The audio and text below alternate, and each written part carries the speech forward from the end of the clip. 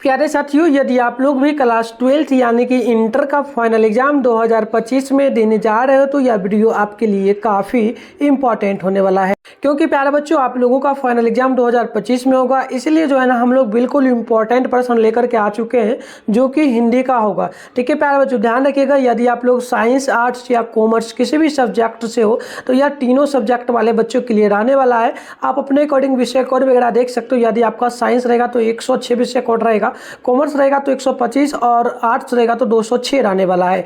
इस प्रकार से आप लोगों का विषय कोड रहेगा प्यारे बच्चों। और बिल्कुल यहाँ देखिए सेट कोड वगैरह ए है, बट कोई भी सेट आपको मिल सकता है। ठीक है, तो यह क्वेश्चन आपके एग्जाम में बिल्कुल 100% प्यारे बच्चों जो है ना आने का चांस है, तो बिल्कुल आप पूरा कंटिन्यू देखिए। और प्यारे बच्चों इसी चैनल पे आप लोगों का डेली क्लास होता है। अगर आप लोग साइंस वाले बच्चों तो डेली शाम में 7 बजे होता है, आर्ट्स वाले बच्चों तो डेली रात में 8 बजे क्लास होता है। अगर आप लोग चैनल पे पहली बार आए हो तो सब्सक्राइब करके नोटिफिकेशन कॉल पे प्रेस कर लेना। और इस नंबर पे आप लोग हमें जरूर मैसेज करिएगा 98-355, ठीक है 98-355-16-710 पर आपको अपना नेम, जिला का नेम और क्लास 12 लिख के भेजना है, साइंस से आर्ट्स से। तो फिर मैं आपको ग्रुप में ऐड करूँगा, वहाँ पर इसका पीडीएफ वगैरह भी आपको मिल जाएगा। तो प्यारे बच्चों यहाँ पर देख लीजिएगा क्वेश्चन वगैरह कितना मिलेगा बोर्ड एग्जाम 2025 में। तो टोटल 100 ऑब्जेक्टिव मिलेगा हिंदी में, जिसमें से आपको मात्र 50 प्रश्नों को ही बनाना है। आपको टाइम इसमें 3 घंटा 15 मिनट का मिलेगा। टोटल 100 मार्क्स का एग्जाम होगा। तो प्यारे बच्चों यहाँ पर देखिए सबसे पहला नंबर जो प्रश्न आपसे बोला जा रहा है, पहला नंबर प्रश्न है कि बालकृष्ण भट्ट का जन्म कब हुआ था। काफ़ी इंपॉर्टेंट होता है, तो आप ध्यान रखिएगा। बालकृष्ण भट्ट का जन्म जो है ना 23 जून 1844 ईस्वी को हुआ है, यानी पहला का राइट आंसर आप लोग नोट करेंगे तो ऑप्शन बी बिल्कुल करेक्ट। तो प्यारे बच्चों नेक्स्ट क्वेश्चन देखिएगा, 2 नंबर प्रश्न आपसे यहाँ पर बोला जा रहा है। प्रश्न है कि रॉबिन्सन क्रूसो जो ना क्रूसो ने 16 वर्ष के उपरांत किसके मुख से एक बात सुनी है। तो बिल्कुल आप याद रखिएगा 2 का right answer option number A होगा, फ्राइडे के मुंह से। ठीक है, तो ऑप्शन नंबर ए बिल्कुल यहाँ पर जो है ना राइट हो जाएगा। देखिएगा प्यारे बच्चों 3 नंबर क्वेश्चन आपसे यहाँ पर बोला जा रहा है। प्रश्न है कि वाद विवाद संवाद क्या है। ठीक है, तो देखिए प्यारे बच्चों वाद विवाद संवाद जो है ना ये आलोचनात्मक निबंधों की पुस्तक है। तो आप 3 नंबर का नोट करेंगे, ऑप्शन ए बिल्कुल राइट हो जाएगा। अगली प्रश्न देखिएगा 4 नंबर बोला जा रहा है। प्रश्न कि उसने कहा था कहानी जो है ना किस प्रकार की है प्यारे बच्चों। ठीक है, तो याद रखिएगा ये जो है ना प्यारे बच्चों युद्ध की कहानी है, दिव्य प्रेम की कहानी है, प्रेम पर बलिदान होने की कहानी है, यानी कि इनमें से सभी होगा। तो राइट आंसर आप लोग डी नोट कर लीजिएगा 4 नंबर क्वेश्चन। अगली प्रश्न आप लोग देखेंगे 5 नंबर बोला जा रहा है। प्रश्न है कि सुखमय जीवन किसकी कृति, यानी सुखमय जो है प्यारे बच्चों इसको किसने लिखा है। तो आप याद रखिएगा इसको लिखा था चंद्रधर शर्मा गुलेली ने। तो राइट आंसर जो है ना 5 का ऑप्शन ए बिल्कुल करेक्ट हो जाएगा। अगली प्रश्न देखिएगा 6 नंबर प्रश्न है, जयप्रकाश नारायण को किसका दलाल कहा गया है। ठीक है, जयप्रकाश नारायण को किसका दलाल कहा गया है। तो 6 नंबर का याद रखिएगा अमेरिका का दलाल कहा गया है, यानी कि 6 का right answer option number D बिल्कुल करेक्ट हो जाएगा। अगली प्रश्न देखिएगा, प्रश्न जो है ना 7 नंबर बोला जा रहा है, जयप्रकाश नारायण के साथ स्वास्थ्य पर निगरानी रखने वाले डॉक्टर का क्या नाम है। तो याद रखिएगा जयप्रकाश नारायण का जो डॉक्टर था अपना घरेलू उसका जो स्वास्थ्य का ध्यान रखता था वो कौन था, क्या नाम था उनका। तो याद रखिएगा डॉक्टर रहमान नाम था, यानी कि राइट आंसर 7 का ऑप्शन नंबर ए जो है बिल्कुल करेक्ट हो जाएगा। अगली प्रश्न देखिएगा तो 8 नंबर बोला जा रहा है। प्रश्न है कि पंचायती राज में क्यों खो गया है। ठीक है, पंचायती राज में क्या खो गया है। ठीक है, तो पंचायती राज में आपको पता है ना प्यारे बच्चों किसको खोया गया है, पंच परमेश्वर को खोने की बात लेखक करता है। तो right answer option number C जो है ना 8 का बिल्कुल करेक्ट होगा।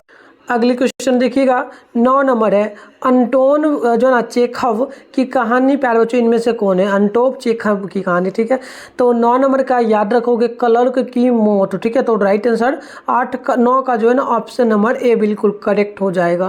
आगे बढ़ेंगे तो क्वेश्चन नंबर 10 बोला जा रहा है, एक लेख और एक पत्र में भगत सिंह ने किसको पत्र लिखा है। तो 10 नंबर का ध्यान रखिएगा, right answer option number A हो जाएगा सुखदेव जी को। तो राइट आंसर जो होगा आप नोट करेंगे, ऑप्शन नंबर ए बिल्कुल करेक्ट होगा। अगले क्वेश्चन देखिएगा, प्रश्न आपसे जो है ना 11 नंबर बोला जा रहा है, तेरी कुरमाई हो गई किस कहानी से संबंधित है?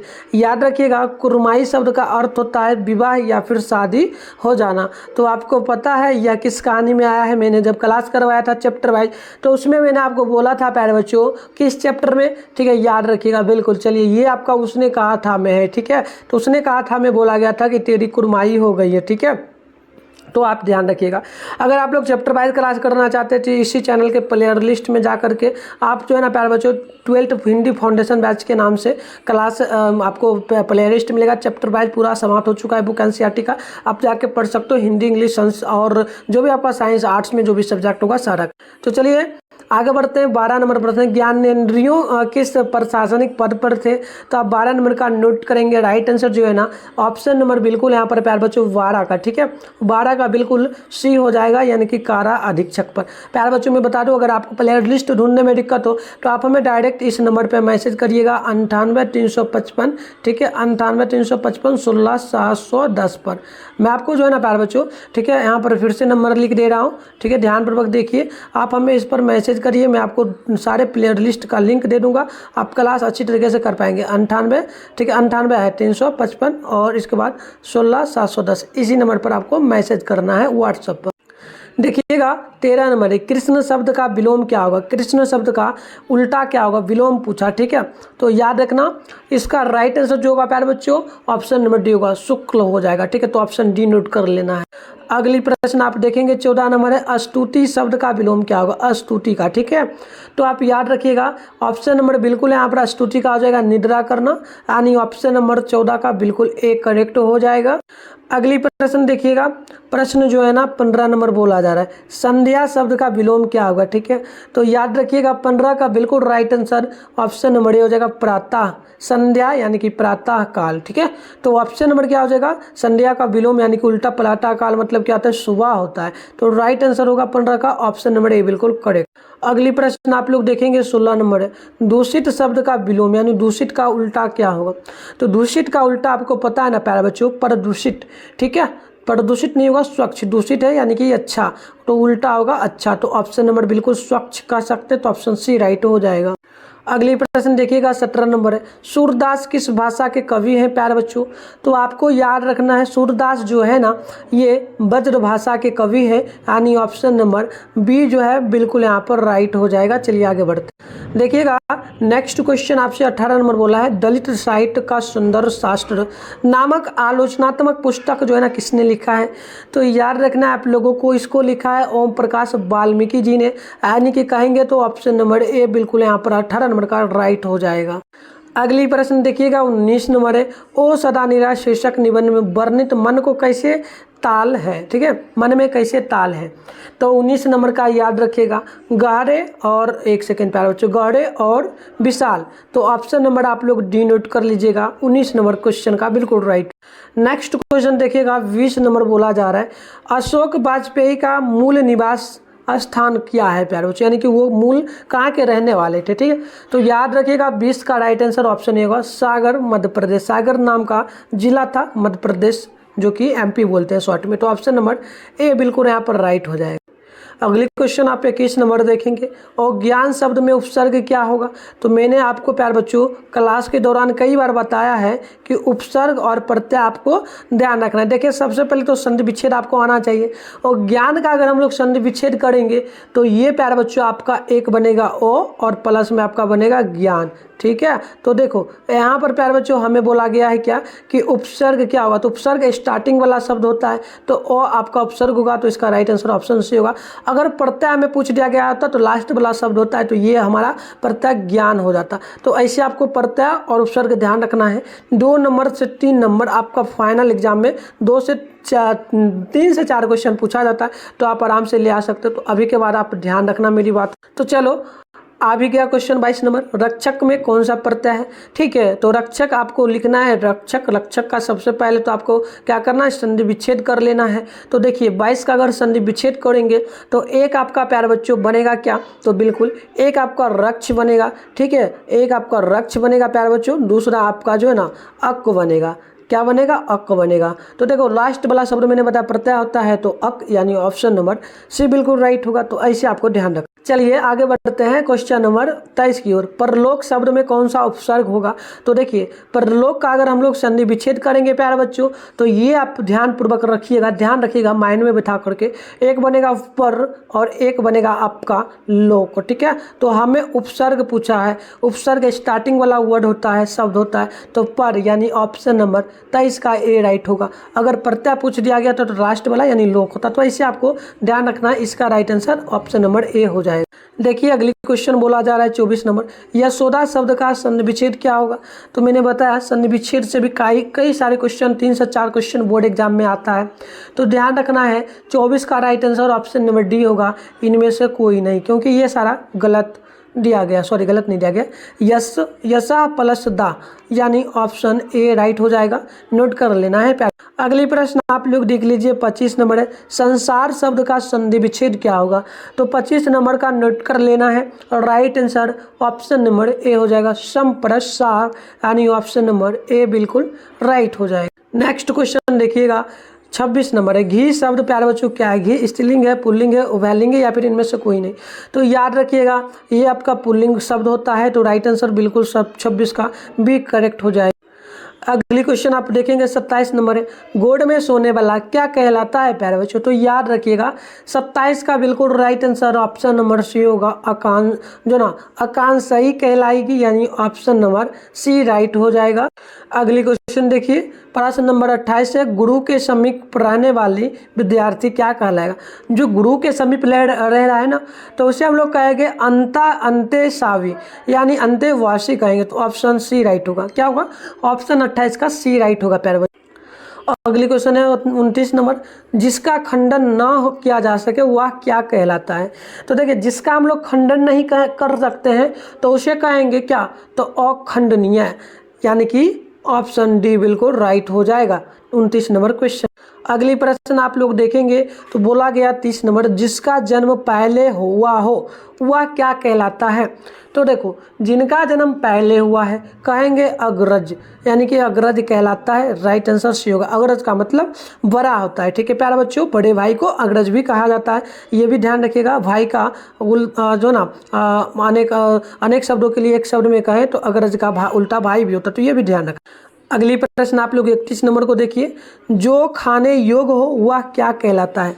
तो 31 नंबर का ध्यान रखना है, ये हमारा जो ना खाद्य यानी कि खाद्य पदार्थ वगैरह कहलाता है, तो ऑप्शन नंबर सी राइट हो जाएगा 31 नंबर क्वेश्चन। अगली प्रश्न देखिएगा 32 नंबर है, भक्तमाल किसकी रचना है? भक्तमाल को किसने लिखी है प्यारे बच्चों? ध्यान रखिएगा इसको लिखा है नवादास ने, यानी नवादास, यानी ऑप्शन नंबर ए बिल्कुल करेक्ट होगा। अगली प्रश्न को देख लीजिएगा 33 नंबर है, जयशंकर प्रसाद का महाकाव्य इनमें से कौन सा है? तो 33 नंबर का याद रखना है, ये आपका कामायनी हो जाएगा, यानी कि ऑप्शन नंबर 33 का ए बिल्कुल करेक्ट हो जाएगा। चलिए आगे बढ़ते हैं।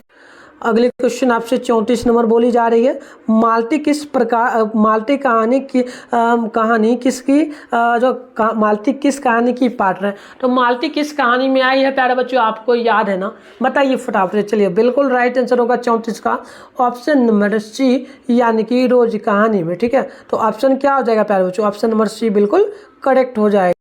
अगली क्वेश्चन देखिएगा 35 नंबर है, पुत्र वियोग शीर्षक कविता की कवित्री कौन है? पुत्र वियोग में कवित्री कौन है प्यारे बच्चों? तो याद रखिएगा ऑप्शन नंबर सी होगा, सुभद्रा कुमारी चौहान, तो राइट आंसर सी आप लोगों को नोट कर लेना है 35 नंबर का। आगे बढ़ेंगे तो क्वेश्चन नंबर 36 है, ज्ञानेंद्रपति की कविता कौन है इनमें से? तो याद रखिएगा ज्ञानेंद्रपति की कविता गांव का घर हो जाएगा, यानी हम लोग कहेंगे राइट आंसर 36 का एक करेक्ट हो जाएगा। अगली क्वेश्चन देख लीजिएगा 37 नंबर है, कहानी साहित्य का सूर्य किसे कहा जाता है? कहानी साहित्य का सूर्य किसे कहा गया है? याद रखना है आप लोगों को, राइट आंसर ऑप्शन ए होगा, ये सूरदास को कहा गया है, यानी ऑप्शन नंबर 37 का ए बिल्कुल करेक्ट हो जाएगा। अगली क्वेश्चन देख लीजिए 38 नंबर है, नवादास का काव्य रचना क्षेत्र इनमें से कौन सा था? तो याद रखिएगा 38 का right answer option number C होगा, यानी कि वृंदावन होगा, तो ऑप्शन नंबर सी आप लोगों को नोट कर लेना है। आगे बढ़ेंगे प्यारे बच्चों जल्दी से। अगली क्वेश्चन देखिए 39 नंबर है, आकाश पाताल एक करना, मुहावरे का अर्थ क्या होगा। देखिए मुहावरे का अर्थ से बहुत सारा क्वेश्चन मेरे अकॉर्डिंग ये ना प्यारे बच्चों 5 से 7 क्वेश्चन आपके बोर्ड एग्जाम फाइनल 12th में खास करके पूछा जाता है।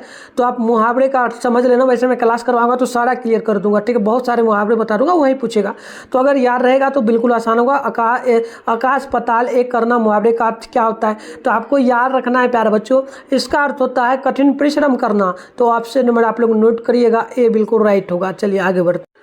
अगली क्वेश्चन यहाँ पर 40 नंबर है, शिव का उपासक कहलाता क्या है।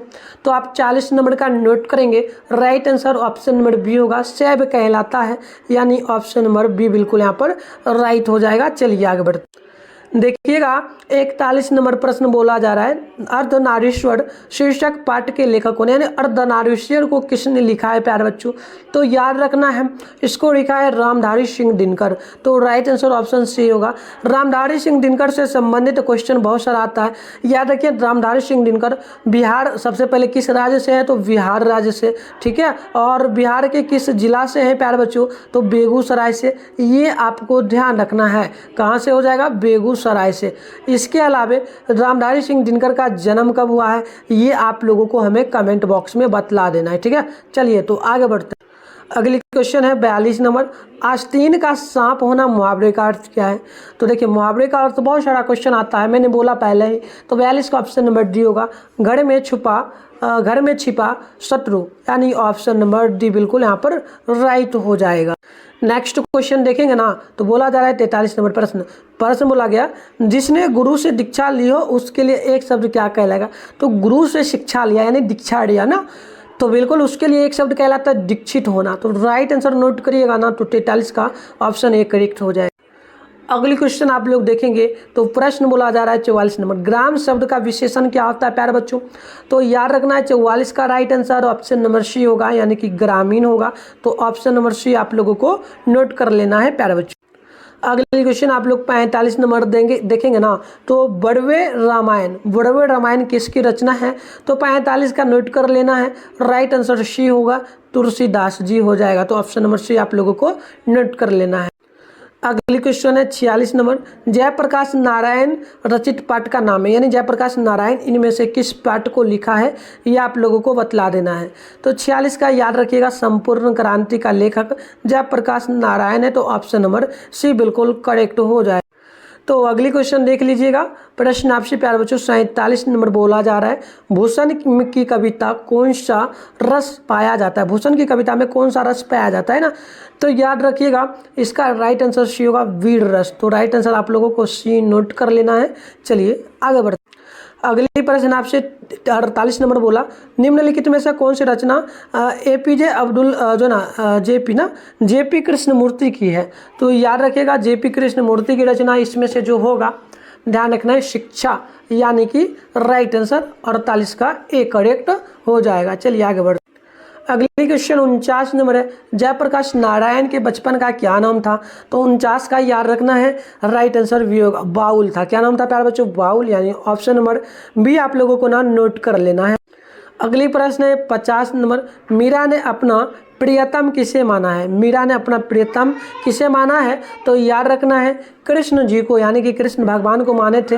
तो राइट आंसर बी यहाँ पर बिल्कुल करेक्ट होगा। तो प्यारे बच्चों ये सारे क्वेश्चन को ना आप लोग याद कर लेना, काफ़ी इंपॉर्टेंट है। सीधे 2025 में ये सारे प्रश्न आपके एग्जाम में बिल्कुल 100% पूछा जाएगा। तो इसका PDF वगैरह बता दिया हूँ कहाँ मिलेगा। आप व्हाट्सएप ग्रुप, टेलीग्राम ग्रुप का लिंक भी वीडियो को डिस्क्रिप्शन बॉक्स में जाकर के ज्वाइन कर सकते हो, वहाँ पर भी मिलेगा। साथ में नंबर भी दिया हो, नंबर पर मैसेज करके व्हाट्सएप ग्रुप ज्वाइन कर लेना। नेक्स्ट क्लास के लिए आप लोग चैनल को सब्सक्राइब जरूर कर लेना, और ताकि आल भी क्लास जो होगा आपको नोटिफिकेशन मिलेगा, आप लोग आराम से जुड़ेंगे, ठीक है। चलिए बाय बाय।